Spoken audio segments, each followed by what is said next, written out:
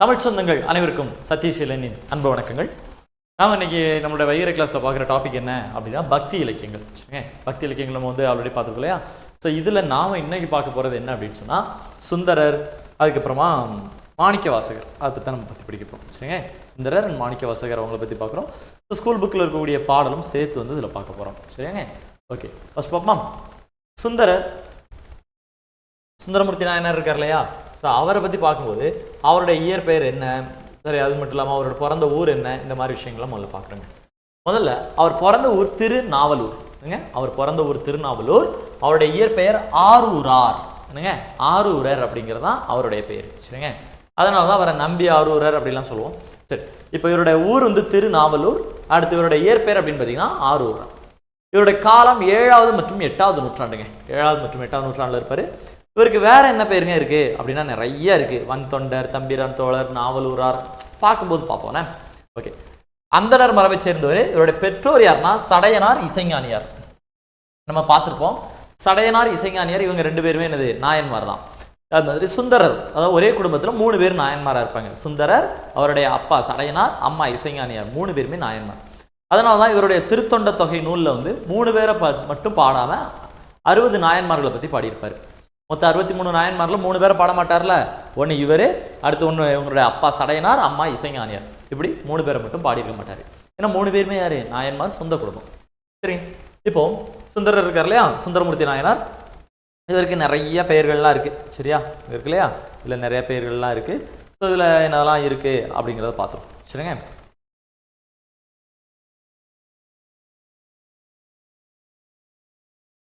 Okay. Sundaramurthy Nayanar இருக்கார் இல்லையா? முதல்ல இவருக்கு திருமணம் நடக்கிறாரு இருந்துச்சுங்க. திருமணம் நடக்கக்கூடிய நேரத்தில் என்ன பண்ணுறாரு? இறைவன் தடுத்து நிறுத்திட்டாரு. அதாவது ஒரு வயசான ஒரு வடிவத்தில் வந்த இறைவன் கல்யாணத்தை நிறுத்துங்க அப்படிங்கிறாரு.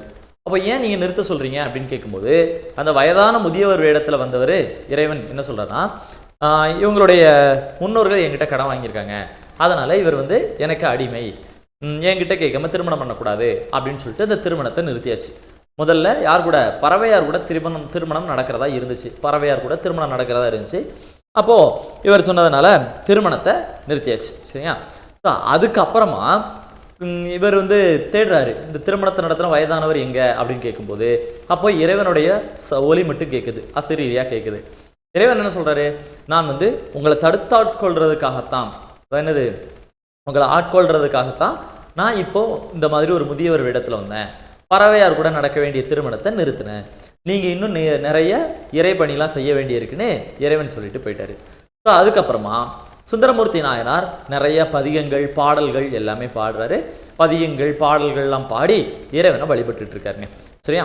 ஸோ அதுக்கப்புறம் கொஞ்ச நாளுக்கு அப்புறமா இறைவனோட அனுமதியோட அதே பறவை நாச்சியாரை திருமணம் பண்ணியிருப்பாரு. பறவையார் இருக்காங்க இல்லையா? அதே பறவையாரை திருமணம் பண்ணியிருப்பாரு. முதல்ல இந்த பறவையாரை திருமணம் பண்ணும்போது தான் இறைவன் தடுத்து ஆட்கொண்டார். அதுக்கு அப்புறமா ஆட்கொள்ளுதெல்லாம் வேற ஒன்றும் இல்லைங்க. இறைவன் இவங்ககிட்ட சொல்லி இவங்களுடைய பணி என்ன, இந்த பிறவியில் இவங்க செய்ய வேண்டிய முக்கியமான வேலைகள் என்ன அப்படின்னு இறைவனே சொல்கிறது. அதுதான் தடுத்து ஆட்கொள்ளுதல் அப்படின்னு சொல்லுவாங்க.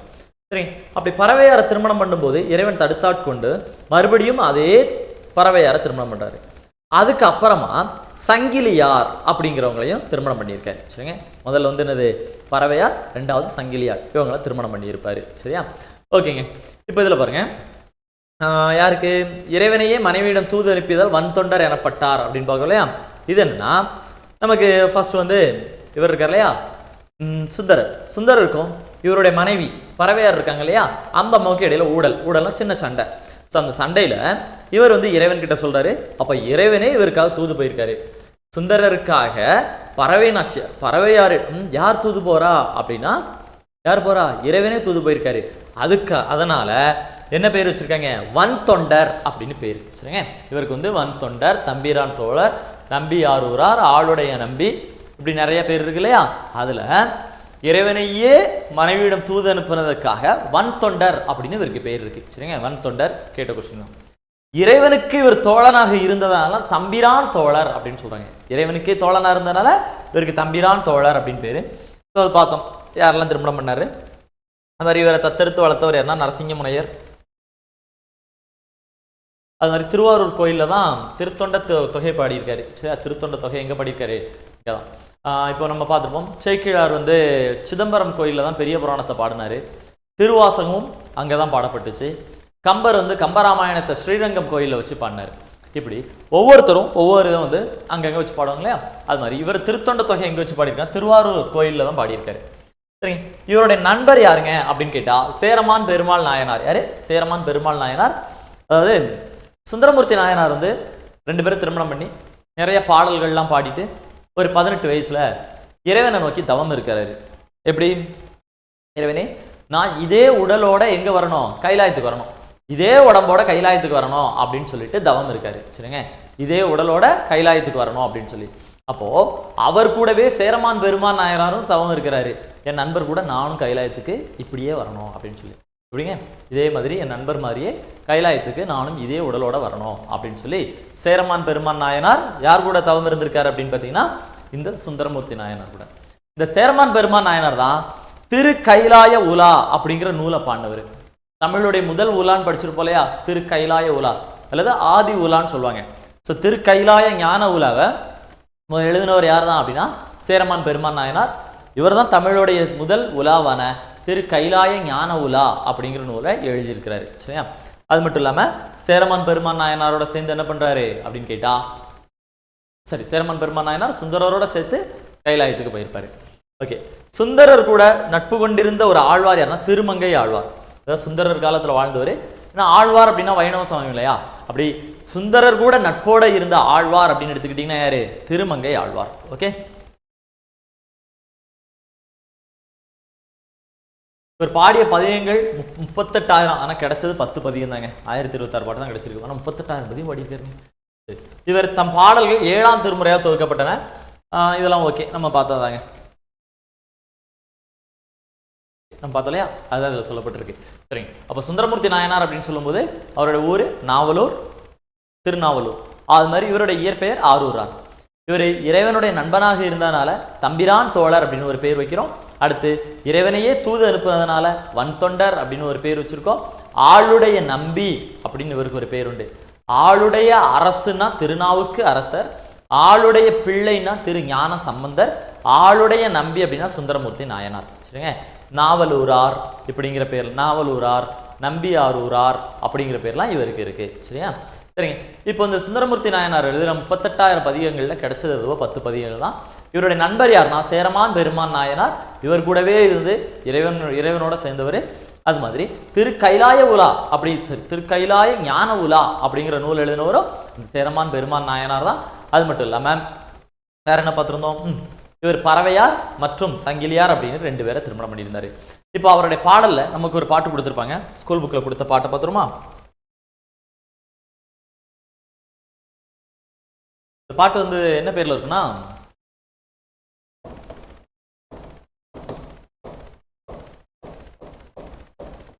திருக்கேதாரம்னு இருக்கும். சரியா, திருக்கேதாரம் இருக்கும். திருக்கேதாரம்ங்கிறது எந்த ஊர் அப்படின்னா கேதார்நாத். பத்ரிநாத், அமர்நாத், கேதார்நாத்லாம் பார்ப்போம்ல, இதுல கேதார்நாத். சரிங்க, ஸோ கேதார்நாத்ல இருக்கக்கூடிய கோயிலை தான் திருக்கேதாரம் பாடியிருக்காரு. பாட பார்ப்பாங்க, அந்த கேதார்நாத் எப்படி இருக்குன்னு சொல்றாரு பாருங்க. பண்ணின் தமிழ் இசை பாடலின் பழவை முழவதிர கண்ணின் ஒளி கனகச்சுனை வைரம் அவை சொரிய மண்ணின்ற மதவேளங்கள் மணிவாரிக்கொண்டு எரிய கிண்ணென்று இசைமுரலும் திருக்கேதாரம் எண்ணீரே. பண்ணின் தமிழ் இசை பாடலின் பழவை முழவதிர கண்ணின் ஒளி கனகச்சுனை வைரம் அவை சொரிய மண்ணின்ற மதவேளங்கள் மணிவாரிக்கொண்டு எரிய கிண்ணென்று இசைமுரலும் திருக்கேதாரம் எண்ணீரே. பாட்டப்பமா, திருக்கேதாரம் எப்படி இருக்கா? பண்ணின் தமிழ் இசை பாடலின் பழவை முழவதிர,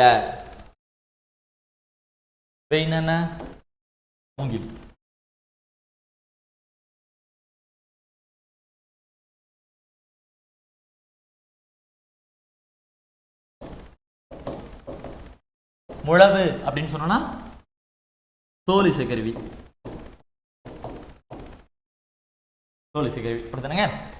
பண்ணின் தமிழ் இசை பாடலின் பண் அப்படின்னா இசை. திருக்கேதாரம் போனா அங்க தமிழ் இசை பாடல் கேட்குதான். அதாவது தமிழ் நம்மளோட 7 வகையான இசை இருக்கு இல்லையா, குரல், துத்தம், கைக்கிளை, உலை, இழி, விளரி, தாரம். முன்னாடி படிச்சிருப்போம்னு நினைக்கிறேன், இருக்குல்லங்க. குரல், துத்தம்,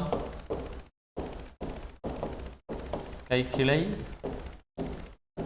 உலை, இழி, விளரி, தாரம் அல்லது தாளம் அப்படின்னு சொல்லுவாங்க. இப்போ 7 வகையான இசைகள் இருக்குல்லையா, அதான் சொல்றாரு. 7 வகையான தமிழ் இசை பாடல்கள் அங்கே கேட்குது. அந்த மியூசிக் எப்படி இருக்கு அப்படின்னு கேட்டீங்கன்னா, பழவை முழவதிர. பழவை அப்படின்னா நல்ல விளைந்த மூங்கில்களில் செஞ்ச புல்லாங்குழல் இருக்கு இல்லையா, அந்த ஓசையும் கேட்குது. முழவு தோல் இசைக்கருவியும் கேட்குது. சரிங்க, ஓகே. அப்போ அவங்க வந்து போன உடனே அங்கே சுற்றி என்னதெல்லாம் எப்படி சவுண்டு கேட்குதுன்னா, தமிழ் இசை பாடல்கள் பாடப்படுது. எந்தெந்த கருவிகளெல்லாம் வச்சு பாடுறாங்கன்னா, பழவை, பழவை அப்படின்னு சொன்னால் நல்ல முதிர்ந்த மூங்கில்களில் செஞ்ச புல்லாங்குழலுடைய ஓசையிலையும், முழவு அப்படின்னு சொல்லக்கூடிய தோல் இசைக்கருவி, மேலே வந்து ஒரு பெரிய தோல்லாம் கட்டி வச்சுருப்பாங்க இல்லைங்க, அதான் சரியா, முழவுங்கிற தோல் இசைக்கருவி, இதோடைய ஓசைகளும் கேட்குது. ஓகே. ரெண்டாவது பாருங்க, கண்ணின் ஒளி கனகச்சுனை வைரம் அவை சொரிய. கண்ணின் ஒளி கனகச்சுவை அவை சொரிய. ஓகே. கண்ணின் ஒளி கனகச்சுனை, சுனைன்னா என்னது, இந்த நீரூற்று சின்னதாக அருவி மாதிரி போகும் இல்லையா, இந்த மாதிரி. ஏன்னா அங்கே வந்து ஹிமாலயாஸ், இமயமலை தானே, அங்கே தண்ணி ஓடி வரும் இல்லையா. பார்க்க எப்படி இருக்குன்னா, கண்ணின் ஒளி கனகச்சுனை. கனகம்னா என்ன, தங்கம். சுனைனா அந்த நீரூற்று, அதில் தண்ணி ஓடி வருது இல்லையா. இதை பார்க்கும்போது கண்ணுக்கு எப்படி தெரியுதான், தங்க கலரில் தெரியுதான். சரிங்க, அங்கேருந்து நீரூற்றுலேருந்து தண்ணி ஓடி வர்றது பார்க்கறதுக்கு தங்கம் மாதிரி இருக்குங்க. அது பாறையில் பட்டு தண்ணி தெறிக்குது இல்லையா, அது எப்படி இருக்கு, வைரம் மாதிரி இருக்கு. பாறையில் பட்டு தண்ணி தெறிக்கிறது எப்படி இருக்குங்க, வைரம் மாதிரி இருக்குது. அதை அங்கேருந்து தண்ணி ஓடி வர்றது பார்க்கறதுக்கு தங்க கலர்லையும், அது பாறையில் பட்டு தெறிக்கிறது வைரம் மாதிரி இருக்கு அப்படிங்கிறாரு. மண்ணின்றன மதவேளங்கள் மணிவாரி கொண்டு எரிய. மண்ணின்றன மதவேளங்கள், வேளம்னா யானை இல்லையா. அங்கே நிலத்தில் இருக்கக்கூடிய யானைகள் எல்லாம், நம்ம ஊரில் யானைலாம் என்ன பண்ணுவோம், அந்த மண்ணள்ளி தலையில் போடும் இல்லையா, அவங்க ஊரில் அப்படி போடாதான். மணிக்கற்கள் அவங்க குவிஞ்சு கிடக்குது. சரியா, மரகதம், மாணிக்கம், வைடூரியம், வைரம், கோமேதகம் அப்படின்னு நிறைய கிடக்குது. இங்கே நம்ம ஊர் யானை மாதிரி இல்லாமல் அங்கெல்லாம் தலையில் அள்ளி போடுதான். இப்போ அந்த அள்ளி போடும்போது சவுண்டு வரும் இல்லையா, கிண்ணென்று இசைமுரலும் திருக்கேதாரம் எண்ணீரே. அந்த மணிக்கற்கள் அள்ளி போடும்போது வரக்கூடிய சவுண்ட் இருக்கு இல்லையா, அது சொல்லும் திருக்கேதாரத்தோட புகழ் என்னன்னு. இசைனா புகழ், சரியா. அப்போ சொல்றாங்க, அந்த திருக்கேதாரத்தோட புகழ் என்னங்க அப்படின்னு கேட்டா, முதல்ல பாருங்களேன், தமிழ் இசையுடைய பாடல்கள் கேட்குது. அதுவும் மூங்கில்ல செஞ்ச புல்லாங்குழல், தோல்ல செஞ்ச முழவு, இந்த மாதிரி கருவிகளுடைய ஓசை கேட்குது. சரியா. அப்போ கலைகளை சொல்லியிருக்காங்க. திருக்கேதாரம் கலைகள், ஆர்ட்ஸ்ல சிறந்தது. ரெண்டாவது, கண்ணின் ஒளி கனகச்சுனை வைரம் அவை சொரிய. அங்கே நீரூற்றிலிருந்து வரக்கூடிய தண்ணியை பார்த்தா தங்க கலர்ல இருக்கு. அந்த தண்ணி பாறையில் பட்டு தெரிக்கும் போது வைரக்கற்களாக தெரிச்ச மாதிரி இருக்கு. அப்போ எதை சொல்லியிருக்காங்க, அந்த ஊருடைய நீர் வளம். ஓகே. மூணாவது, மண்ணின்றன மதவேளங்கள் மணிவாரி கொண்டு எரிய. அங்கே இருக்கக்கூடிய வேளங்கள், யானைகள் எல்லாம் மணிக்கற்களி தலையில் போடுதுங்க, அந்த ஊருடைய செல்வம். முதல்ல பாருங்க, கலைகள், வளம், செல்வம், மூணையும் சொல்றாரு.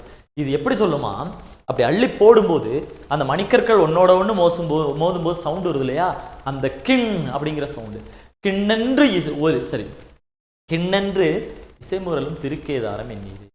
இந்த மணிக்கற்கள் அள்ளி போடும்போது வரக்கூடிய சவுண்டே சொல்லும் திருக்கேதாரத்தோட புகழ் என்ன அப்படின்னு சொல்லி அதான் சொல்லியிருக்காங்க. இந்த பாட்டில் கேதார்நாத்தை பற்றி யார் பாடியிருக்கா, சுந்தரமூர்த்தி நாயனார் பாடியிருக்காங்க. சரியா. அடுத்த பார்ப்போமா, ஸ்கூல் புக்கில் இருக்க பாட்டு தான் பார்த்துட்டோம். அது மாதிரி இவருடைய முதல் பாடல் வந்து என்னவா இருக்கும் அப்படின்னா,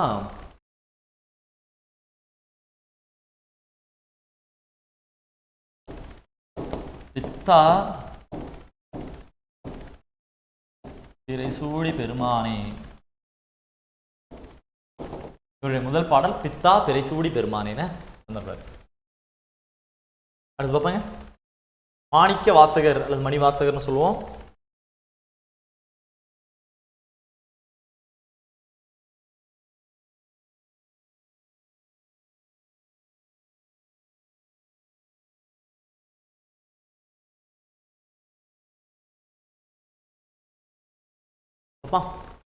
மாணிக்க வாசகர் அந்தண குலத்தை பிறந்தவர். இவருடைய அப்பா அம்மா பேர் பார்த்தீங்கன்னா சம்புபாதாச்சாரியா, சிவஞானபதி. அதெல்லாம் ஜஸ்ட் தெரிஞ்சுக்கிறது தான் நம்ம கீழே நிறைய படிப்போம். இவருக்கு சிறப்பு பேர்கள் என்ன இருக்கு அப்படின்னு கேட்டா, அருள் வாசகர், தென்னவன் பிரம்மராயன், காமுகர், திருவாதவூர் அடிகள், மணிவாசகர் அப்படின்னு சொல்றோம். சரிங்க. சரி, இதுல பாருங்க, இவர் யார்கிட்ட வேலை பார்த்தாருங்க அப்படின்னு கேட்டா, யார்கிட்ட வேலை பார்த்துருப்பாரு, அரிமர்த்தன பாண்டியன் கிட்ட வேலை பார்த்தாரு. இதற்கா அரிமர்த்தன பாண்டியன் கிட்ட வேலை பார்க்குறாரு. அரிமர்த்தன பாண்டியன் கிட்ட வேலை பார்க்கும்போது இவருக்கு கொடுத்த பட்டம் தான் என்ன அப்படின்னா தென்னவன் பிரம்மராயன். தென்னவன் அப்படின்னா பாண்டிய மன்னனை சொல்லக்கூடியது. சரியா? இப்போ பாண்டிய மன்னன் கிட்ட வேலை பார்க்கக்கூடிய அமைச்சருக்கு கொடுத்த டைட்டில் தான் என்னது? தென்னவன் பிரம்மராயன். சரியா? சோழர்கள்ல வந்து பொதுவாக அனிருத்த பிரம்மராயர்னு கொடுப்பாங்க. அனிருத்த பிரம்மராயர். இங்க வந்து தென்னவன் பிரம்மராயர். சரியா? ஓகே. அப்போ இவர் வந்து இங்க வேலை பார்த்ததுனால இவர் கொடுத்தனது தென்னவன் பிரம்மராயர். அருள் வாசகர் திருவாதவூர் அடிகள். என்ன ஒரு ஊர்? என்னது? திரு ஆதவூர். ஊர் என்ன அப்படின்னா திரு ஆதவூர். நம்ம திரு ஆதவூர்னு படிக்க மாட்டோம்ல, சேர்த்து படிச்சிருவோம். எப்படி படிப்போம்? திருவாதவூர் அப்படின்னு படிச்சு போயிடும். அதுதான் திருவாதவூர் அடிகள். சரியா? மணிவாசகர் இந்த மாதிரி பேர்லாம் இருக்கு. மாணிக்க வாசகர் இருக்கு. சரிங்க. மாணிக்க வாசகர் எழுதின நூல் நல்லா இருக்கு அப்படின்னு பார்த்தீங்கன்னா நிறைய இருக்கும். மாணிக்க வாசகர் எழுதின நூல் பார்ப்போமா? முதல்ல என்ன எழுதுறாரு? திருவெம்பாவை எழுதுறாரு. சரிங்க. முதல்ல என்ன எழுதியிருக்காரு? திருவெம்பாவை எழுதுறாரு. திருவெம்பாவை எழுதும்போது திருவெம்பாவைனா எதை பத்தி சொல்லியிருப்பாரு? மார்கழி மாதத்துல பெண்கள் சிவனை நினைச்சு வழிபடக்கூடியதை சொல்வாரு. திருப்பாவைன்னு ஒன்று நம்ம ஆல்ரெடி பார்த்துருக்கோம். இங்கே திருவெம்பாவை சிவனை நினைச்சு வழிபடக்கூடிய பெண்கள் மார்கழி நோன்பு இருக்கிறது திருவெம்பாவை. சரிங்க. திருவெம்பாவை எழுதணும்னா இறைவன் சொன்னாராம், பாவை பாடிய வாயால் கோவை பாடுக. பாவை பாடிய வாயால் கோவை பாடுக. அப்படி பாவை பாடிய வாயால் கோவை பாடுக அப்படின்னு சொன்னதுனால திருக்கோவையும் முதல்ல திருவெம்பாவை பாடினாராங்க. அப்ப பாவை பாடிய வாயால் கோவை பாடுகன்னு சொன்னதுக்காக திருக்கோவையும் திரு சிற்றம்பல கோவையும் பாடுறாரு. நீங்க முதல்ல பாடினது என்னது? திருவெம்பாவை. அப்ப சொல்றாங்க பாவை பாடிய வாயால் கோவை பாடுக அப்படின்னு சொல்லி இறைவனே சொன்னதுனால இவர் என்ன பாடுறாரு? திருப்பாவை சரி திருக்கோவையும் திரு சிற்றம்பல கோவையும் பாடியிருப்பாரு. ஓகேவா? திருவாசகம் கடைசியா பாடுவார். அது என்னங்கிறத நம்ம பார்ப்போம். திருவாசகத்தை நம்ம பார்ப்போம். அவர் எழுதுனதெல்லாம் பார்த்துட்டீங்களா? நிறையா இருக்கும். நம்ம கதை அவ்வளோதான். சரி, அது உள்ள படிக்க வேண்டிய நீங்கள் ரீட் பண்ணிக்கோங்க. சரி, எல்லாம் சொல்லியாச்சா? அடுத்துங்க இனிமேல் சொல்லலாம் அப்படின்னா இறைவனுக்கு திரு பள்ளி எழுச்சி பாடியிருப்பாருன்னா நம்ம அது முன்னாடியே பார்த்துருப்போம். திருமாலுக்கு பள்ளி எழுச்சி பாடுனது வந்து தொண்டரடி பொடியாழ்வார் அப்படின்னு பார்த்தோமா? தொண்டரடி பொடியாழ்வார் 60வது கிளாஸில் பார்த்துருப்போம்னு நினைக்கிறேன். அதன் இப்போதைக்கு சரி 59வது கிளாஸில் பார்த்துருப்போம். சரியா? தொண்டரடி பொடியாழ்வார் திருமாலுக்கு பாடுவார். சிவனுக்கு பாடினவர் இவர் பள்ளி எழுச்சி பாடினவர் மணிவாசகர். பாரத மாதாவுக்கு பாடினவர் பாரதியார் பாடியிருப்பார். நம்ம அதெல்லாம் பார்த்தோம். சரிங்க. இப்போ அரிமர்த்தன பாண்டியன் இருக்கார் இல்லையா? ஸோ அரிமர்த்தன பாண்டியனுக்காக ஒரு டைம் என்ன பண்ண போறாரு? குதிரை வாங்க போறாரு. அரிமர்த்தன பாண்டியன் குதிரை வாங்குற காசு கொடுத்து அனுப்புறாரு. இவரும் போறாரு. போகும்போது ஒரு கோவிலில் உட்காந்துருக்காரு. இரவு தங்குறாரு. அங்கே ஒரு முனிவர் இருக்காரு. அந்த முனிவர்கிட்ட அவர் பேசிட்டு இருக்காரு. ஸோ அப்படியே பேசிட்டு இருந்தவர் கொண்டு போன காசை வச்சு என்ன பண்ணிட்டாரு? அந்த கோயிலுக்கு செலவழிச்சிட்டாரு. சரிங்க, ஷார்ட்டாக சொல்லிடுறேன் இந்த கதையை. ஸோ அப்போ கோயிலுக்கு செலவழிச்சிட்டாரு. பாண்டிய மன்னன் பார்த்தாரு, ஒரு நாள் சொன்னோம் ஆனால் குதிரை வரலையே அப்படின்னு சொல்லிட்டு ஒரு தூது சொல்றதுக்கு ஒருத்தர் அனுப்பி வைக்கிறாரு. தூதனே, நீ இதே வழியில் போகும்போது மாணிக்க வாசகர் எங்கே பார்த்தாலும் சொல்லிடு, சொன்ன நாளுக்குள்ள நிச்சயமா குதிரையோட வரணும், இல்லைன்னா அரசனோட கோபத்துக்கு நீங்க ஆளாக வேண்டியிருக்கும் அப்படின்னு. இதே மாதிரி போய் கண்டுபிடிச்சு பார்த்தா மாணிக்கவாசகர் ஒரு கோவிலில் இருக்கிறாரு. கோவிலில் போன அந்த தூதன் இந்த விஷயத்த சொல்றாரு. அரிமர்த்தன பாண்டியன் சொல்லி அனுப்புனாரு, நீங்க குதிரையோட சொன்ன நாளுக்குள்ள வந்தே ஆகணுமா அப்படின்னு. உடனே மாணிக்கவாசகர் பார்க்குறாரு, ஐயோ கொண்டு வந்த காசை ஃபுல்லாக கோயிலுக்கு செலவழிச்சிட்டோமே அப்படின்னு அந்த கோயிலில் இருக்க முனிவர்கிட்ட போய் சொல்றாரு. முனிவரே, உங்க கூட சேர்ந்து நானும் கொண்டு வந்த காசெல்லாம் கோயிலுக்கு செலவழிச்சிட்டேன். இப்போ மன்னன் கோவப்படுதாரு, நான் என்ன பண்ணட்டும் அப்படிங்கிறது. அப்போ சொன்னார், நீங்கள் நம்பி போங்க, குதிரை வந்துடும் அப்படின்னு. மாணிக்கவாசகர் நம்பி போறாரு. கொஞ்ச நேரத்தில் பின்னாடி குதிரைகளும் வந்துருச்சு. அந்த முனிவர் என்ன பண்ணியிருப்பார் அப்படின்னா, அந்த கோவிலில் சுற்றி இருக்க காடு இருக்கு இல்லையா, காட்டில் இருக்க நரிகளை பிடிச்சி பரிகளாக மாற்றிட்டாரு. நரிகளை பரினா குதிரையா, அப்போ நரிகளெல்லாம் குதிரையை மாற்றி அனுப்பியாச்சு. அந்த முனிவர் வேற யாரும் இல்லை, இறைவன் தான். சரிங்களா? இப்போ இறைவன் என்ன பண்ணுறாரு, மாணிக்கவாசகருக்காக நரிகளெல்லாம் பரிகளாக மாற்றிட்டாரு. அங்கே போனோன்னே இந்த கம்பீரமான குதிரைகளை பார்த்தோன்னே மன்னன் வியந்து போய் ரொம்ப பாராட்டிட்டாரு. அந்த குதிரைகளெல்லாம் கொண்டு போய் கொட்டிலில் கட்டி வச்சாச்சு. சரிங்களா? கட்டியாச்சு. நைட்டு திடீர்னு பார்த்தா குதிரையெல்லாம் ஊழ விட ஆரம்பிச்சிருச்சு. திடீர்னு ஊழையிடுது, அங்கே இருக்க கைத்தை அவிழ்த்துட்டு ஓடிடுச்சு. ஸோ அதுக்கப்புறம் மன்னர் பார்த்தாரு, மாணிக்கவாசகர் கூப்பிட்டு நீங்கள் என்னை ஏமாற்றிட்டீங்க அப்படின்னு சொல்லி இவருக்கு தண்டனை கொடுக்குறாரு. அதாவது சொல்கிறாரு, நீங்கள் என்னை ஏமாத்துறீங்க, உண்மையை சொல்லுங்கன்னு. அவர் நடந்ததெல்லாம் சொல்கிறாரு, ஆனால் இது நம்புற மாதிரி இல்லையே அப்படின்னு சொன்ன உடனே, நீங்கள் உண்மையை சொல்கிற வரைக்கும் வைகை ஆத்தங்கரையில், ஏன்னா பாண்டிய மன்னன் மதுரை இல்லையா, வைகை ஆத்தங்கரையில் தான் நிற்கணும், வெயிலாக இருந்தாலும் பரவாயில்ல, மழையாக இருந்தாலும் பரவாயில்லன்னு. சரின்னு சொல்லிட்டு மாணிக்கவாசகரை கொண்டு போய் வைகை ஆற்றுல நிற்க வைக்கிறாங்க. அவரும் இதே தான் திரும்ப திரும்ப சொல்கிறாரு. அப்போ திடீர்னு வைகை ஆற்றுல வெள்ளம் வந்துருச்சு.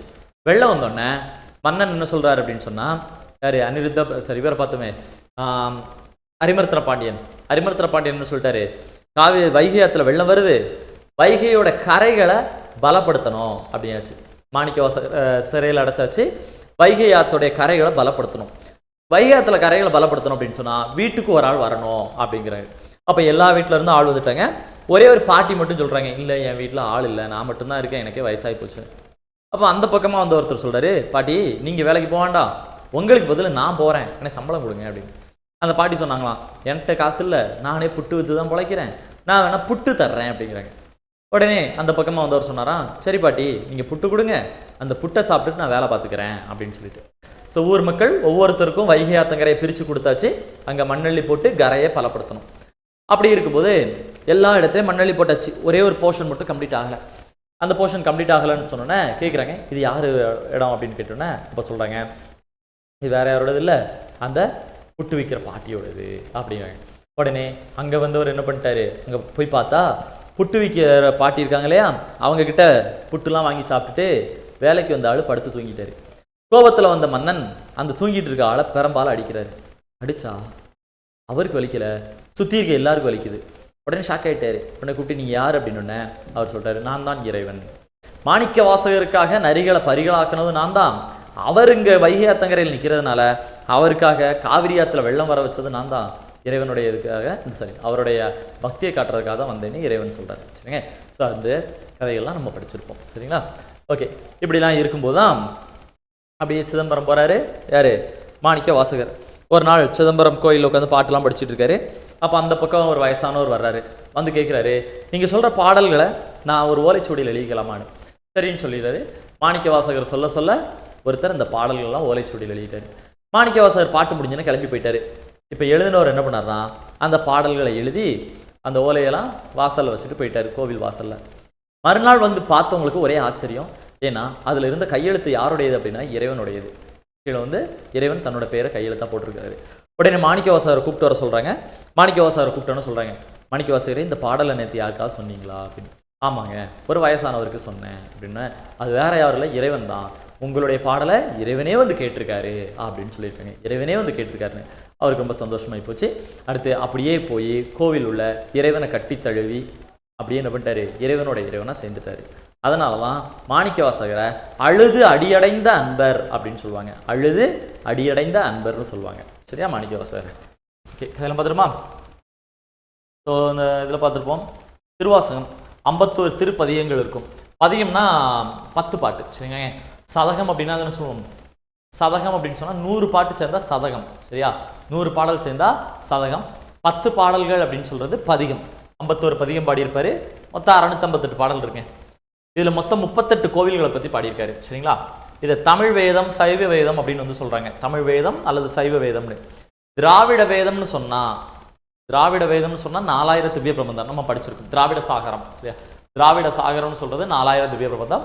தமிழ் வேதம் சைவ வேதம்னு சொல்கிறது திருவாசகம். இப்போ பொதுவாக சொல்லுவாங்க, திருவாசகத்திற்கு உருகார், ஒரு வாசகத்திற்கு முருகார் சொல்லக்கூடிய பழமொழி தெரியும். சரிங்க. அப்போ இதை வந்து டிரான்ஸ்லேட் பண்ணவர் யார் அப்படின்னு கேட்டால், திருவாசகத்தை யார்? ஜி.யு. போப் 1900 1900 என்ன பண்ணுறாரு, இப்போ திருவாசகத்தை டிரான்ஸ்லேட் பண்ணுறாரு, இங்கிலீஷில் டிரான்ஸ்லேட் பண்ணது யார் அப்படின்னு சொன்னால் ஜி.யு. போப் 1900. சரிங்க. அப்போ தான் சொல்கிறாரு, தமிழ் புலவர்களின் இளவரசன் அப்படின்னு பாராட்டுறாரு.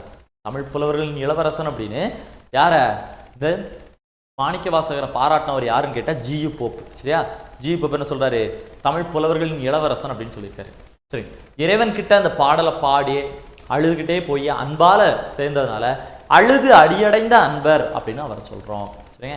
அழுது அடியடைந்த அன்பர். இவரை தமிழ் புலவர்களின் இளவரசர்னு சொன்னது ஜி.யு. போப். ஏன்னா அவர் தான் திருவாசகத்தை டிரான்ஸ்லேட் பண்ணார். பாண்டிய மன்னன் கிட்ட கொடுத்த வேலை பார்க்கும்போது கொடுத்த பட்டம் தான் தென்னவன் பிரம்மராயன். அடுத்து இவர் வந்து திருவாதவூரில் பிறந்தனால திருவாதவூர் அடிகளார், அதுபோக காமுகர், மணிவாசகர், அருள்வாசகர்லாம் பேர் இருக்குது. சரியா? பார்த்துட்டோமா? ஓகேங்க. அது மாதிரி பாவை பாடிய வாயால் கோவை பாடுக அப்படின்னு இறைவன் சொன்னதுனால தான் திருவம்பாவை பாடின அதே வாயால் திருக்கோவையும் திரு சிற்றம்பல கோவையும் பாடினார். அடுத்து இன்னொன்று பார்த்தோமா, சிதம்பரம் கோயில் வச்சு என்ன பாடியிருக்காரு? திருவாசகம். அதனால தான் சொல்லுவாங்க, இறைவனுக்கு மனிதன் கூறியது, இறைவனுக்கு மனிதன் கூறியது. ஏன்னா மாணிக்க வாசகர் சொல்ல சொல்ல எழுதுனதுதான் திருவாசகம். மாணிக்க வாசகர் சொல்ல கேட்டு இறைவன் எழுதினாரு. அதனால இறைவனுக்கு மனிதன் கூறியது திருவாசகம், மனிதனுக்கு இறைவன் கூறியது பகவத்கீதை. சரியா? மனிதனுக்கு இறைவன் கூறியது பகவத்கீதை. இதுல வரல மகாபாரதத்துல. சரிங்க? அப்ப இறைவனுக்கு மனிதன் கூறியது திருவாசகம், மனிதனுக்கு இறைவன் கூறியது என்னது? பகவத்கீதை. மனிதனுக்கு மனிதன் கூறியது திருக்குறள். மனிதனுக்கு மனிதன் கூறியது திருக்குறள். மனிதனுக்கும் இறைவனுக்கும் உள்ள உறவை சொல்வது திருவிளையாடல் புராணம். சரிங்க? மனிதனுக்கும் இறைவனுக்கும் உள்ள உறவை சொல்லக்கூடியது திருவிளையாடல் புராணம். ஓகேவா? சரி, முடிஞ்சா? ஓகே, இப்போ நம்ம ஸ்கூல் புக்கில் இருக்க ஒரு பாட்டு பார்த்துருமாங்க. அது மாதிரி இந்த திருவாசகத்தில் நிறைய இதெல்லாம் யூஸ் பண்ணியிருப்பாரு. இந்த பேர் எழுதியிருந்தேன்னு நினைக்கிறேன். எஸ், இந்த இருக்கு, இந்த இருக்கா? அகவல், பத்து, சதகம், அம்மானை, இந்த மாதிரி நிறைய சிற்றிலக்கிய வகைகளை உள்ள பாடுவார். இங்கே என்ன சிற்றிலக்கிய வகை பாடியிருப்பாருன்னா சாழல். அதனால் இந்த பாட்டை என்ன சொல்லுவாங்கன்னா திருச்சாழல்னு சொல்லுவாங்க. சாழல்னா ரெண்டு பெண்கள் விளையாடக்கூடிய விளையாட்டுங்க. சரியா? சாழல்னு சொல்லக்கூடியது பெண்கள் விளையாடக்கூடிய விளையாட்டு. ஒரு பொண்ணு கொஸ்டின் கேட்பாங்க, இன்னொருத்தங்க ஆன்சர் பண்ணுவாங்க. அதுதான். சரி, அப்போ ஒருத்தங்க கொஸ்டின் கேட்குறாங்க, இன்னொருத்தங்க ஆன்சர் பண்ணுறாங்களா? அப்படிப்பட்ட பாட்டை பார்ப்பாங்க. ஒவ்வொரு சாழலாக படிப்போம்னா முதல் 4 வரி அப்படி படிப்போம். முதல் 4 வரி படிப்போம். கோயில் சுடுகாடு கொல்புலித்தோல் நல்லாடை, கோயில் சுடுகாடு கொல்புலித்தோல் நல்லாடை, தாயுமிலி தந்தையுமிலி தாந்தனியன் காணேடி, தாயுமிலி தந்தையிலி தாந்தனியன் ஆயிடினும் காயில் உலகனைத்தும் கற்பொடிகான் சாழலோ. இலி தந்தையுமிலி தாந்தனியன் ஆயிடினும் காயில் உலகனைத்தும் கற்பொடிகான் சாழலோ. பாருங்க, கோயில் சுடுகாடு கொல்புலித்தல் நல்லாடை, தாயுமிலி தந்தையிலி தாந்தனியன் காணேடி. சுடுகாட்டையே கோயிலா வச்சிருக்கவரை பார்த்துருக்கியா? இல்ல இறந்து போனோட புலிய தோலா போட்டிருக்கவரை பார்த்துருக்கியா? தாயும் இல்லாமல் தந்தையும் இல்லாமல் ஒருத்தர் இருக்க பார்த்துருக்கிறியா அப்படின்னு ஒருத்தங்க கேட்குறாங்க. ஃபர்ஸ்ட் இருக்கும் கேட்குறாங்க பாருங்க. கோயில் சுடுகாடு கொல்புலித்தல் நல்லாடை, தாயுமிலி தந்தையுமிலி தாந்தனியன் காணேடி. சுடுகாட்டையே கோயிலா வச்சிருக்க தெய்வத்தை பார்த்துருக்கிறியா?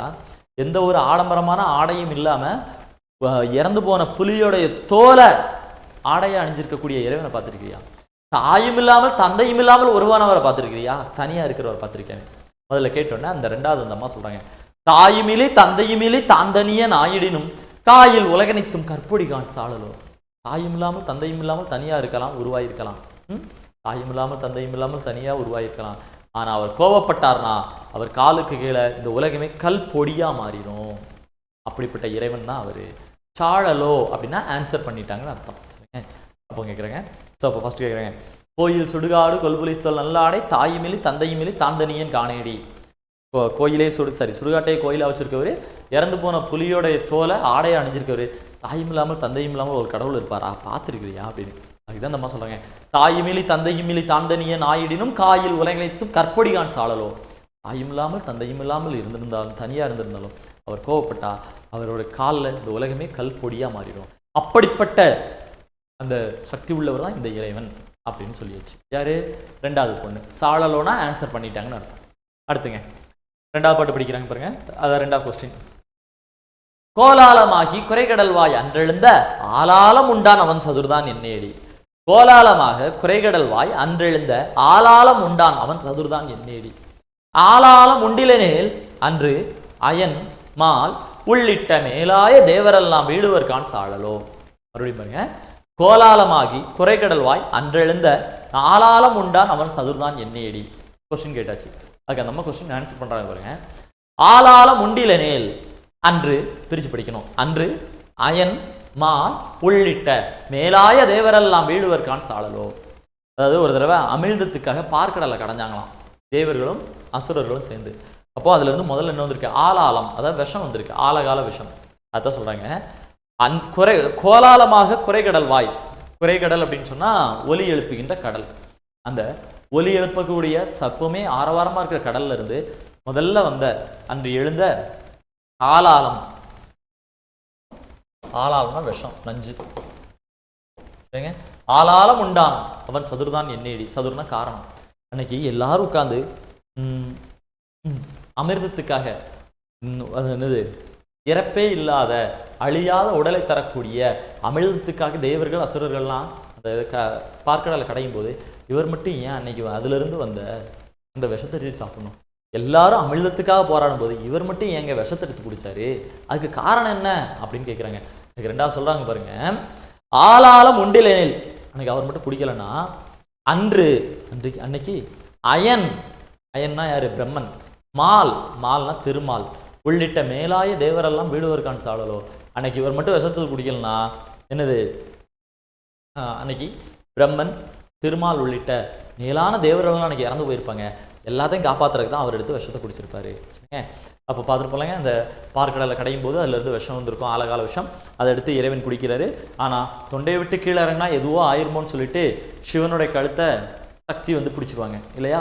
அப்போ வெளியில் துப்புனா எதாயிருமோ, மற்றவங்களுக்கு எதாயிருமோன்னு சொல்லிட்டு திருமால் வந்து வாயை பிடிச்சிருவாரு. அப்போ தான் இறைவன் ப்ளூ கலராக மாறி இருப்பார் இல்லையா, நம்ம படிச்சுப்போம், நீல நிறத்தில் அவருடைய கழுத்துக்கு மேலே இருக்கக்கூடிய பகுதியெல்லாம் மாறி இருக்கும் இல்லையா, அதை சொல்கிறாங்க. அதான் சொல்கிறாங்க, கோலாலமாகி குறைகடல்வாய் அன்றெழுந்த ஆளாலம் உண்டான வன்சதுர் தான் என்னடி. கோலாகலமாக அன்னைக்கு உட்காந்து எல்லாரும் கடலை கடையும் போது அதுலேருந்து வந்து விஷத்தை எடுத்து சாப்பிட்டாரு, காரணம் என்னடி அப்படிங்கிறாங்க. இந்த மாதிரி சொல்கிறாங்க, ஆளாலம் உண்டில நேல் அன்று அயன் மால் உள்ளிட்ட மேலாய தேவரெல்லாம் வீடுவர்கான் சாழலோ அப்படிங்கிறாங்க. அடுத்த கொஸ்டின் கேட்குறான் பாருங்க, தான் அந்தமில்லான், தான் அந்தம்னு படிச்சிடக்கூடாது, பிரிச்சு படிக்கணும்னாங்க. தான் அந்தமில்லான் தனையடைந்த நாயேனை ஆனந்த வெள்ளத்து அழுத்துவித்தான் காணேடி. ஆனந்த வெள்ளத்து அழுத்துவித்த திருவடிகள் வானுந்து தேவர்கட்கோர் வான்பொருள் கான் சாழலோ. தானந்தமில்லான் தனையடைந்த நாயேனை ஆனந்த வெள்ளத்து அழுத்துவித்தான் காணேடி. தான் அந்தமில்லான் பிரிச்சு படிக்கணும்.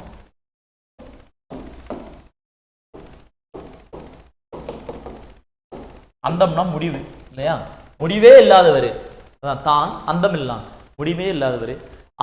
தனையடைந்த நாயேனை, தன்னை தேடி வரக்கூடிய அன்பர்களை ஆனந்த வெள்ளத்தில் அழுத்துவித்தான் ஆணையடி. அதாவது முடிவே இல்லாதவர், தன்னை தேடி வர்றவங்க எல்லாத்தையும் ஆனந்த வெள்ளத்தில் போட்டு மூழ்கடிக்கிறவர் பார்த்துருக்கியா அப்படின்னு. அதுக்கு ஒன்று சொல்றாங்க, ஆனந்த வெள்ளத்தை அழுத்துவித்த திருவடிகள் வானுந்து தேவர்கட்கு ஒரு வான்பொருள்கான் சாழலோ. அப்படி வந்தவங்களெல்லாம் ஆனந்த வெள்ளத்தில் மூழ்கடிக்கக்கூடிய திருவடிகள் யாருடையது அப்படின்னா, வானத்தில் இருக்கக்கூடிய தேவர்களுக்கெல்லாம் மேலான இறைவனுடைய திருவடிகள் அப்படின்னு சொல்லி ஆன்சர் பண்றாங்க. சரிங்க, தானந்தம் இல்லான் தனையடைந்த நாயேனை ஆனந்த வெள்ளத்தை அழுத்து வித்தம் காணேடி. முடிவே இல்லாதவர், தன்னை தேடி வந்தவன் எல்லாத்தையும் ஆனந்த வெள்ளத்தில் மூழ்கடிக்கிறவர் பார்த்திருக்கியா அப்படின்னு சொல்றாங்க. ஆனந்த வெள்ளத்தில் அழுத்து மூழ்கடிக்கக்கூடிய திருவடிகள் வேற யாரோடையதும் இல்லை, வானத்தில் இருக்க தேவர்களுக்கெல்லாம் உயர்ந்தவர்களாகிய இறைவனுடைய திருவடிகள் இது அப்படின்னு சொல்றாங்க. சரிங்க, திருச்சாழல் அப்படிங்கிற முறையில் பாடப்பட்ட பாடல் இது. சாழல் அப்படின்னா விளையாட்டு, பெண்கள் விளையாடக்கூடிய விளையாட்டு, அந்த முறையில் இருக்கும் இந்த பாடல். சரிங்க, ஓகே. இன்னைக்கு நம்ம என்ன பார்த்துருக்கோம் அப்படின்னு சொன்னால், சுந்தரர், அதுக்கப்புறம் யாரு, மணிவாசகர், இவருடைய பாடல் வந்து பார்த்துருக்கோம். சரிங்க, ஓகே. அடுத்த கிளாஸில் அடுத்த டாப்பிக்கோட மறுபடியும் பார்க்கலாம். நன்றி, வணக்கம்.